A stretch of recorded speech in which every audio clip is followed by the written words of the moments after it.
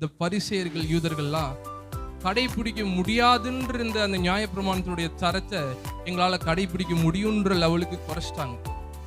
இதெல்லாம் என்னோட சின்ன வயசுலேருந்து நான் கடைபிடிச்சிருக்கேன். இயேசுவே என்ன சொல்றீங்க புதுசா என்கிட்ட ஒருத்தன் வந்தான், ஐஸ்வர்யவானாகிய வாலிபன். அவன்கிட்ட சொல்றாரு, இவன் ஒண்ணுமே அதுல கடைபிடிக்கலன்றது இவருக்கு தெளிவா தெரியும். ஆனா அந்த ஸ்பாட்லயே ஒரு கட்டளை ஆண்டவர் மீற வச்சாரு. போய் நீ உனக்கு உண்டானது எல்லாத்தையும் விற்று ஏழைகளுக்கு கொடுப்பா, பின்பு என்ன பின்பற்றுவான்.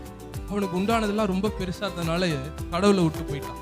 முதல் கட்டளை மீறி தேவன் யார் நான் இதெல்லாம் கரெக்டா இருக்கேன் அப்படின்னு யார் அவர்கிட்ட அப்படி அந்த ரீதியில வராங்களோ இன்னும் வந்துட்டு ஒரு குறை உண்டுன்னு சொல்லாம விடவே மாட்டேன்.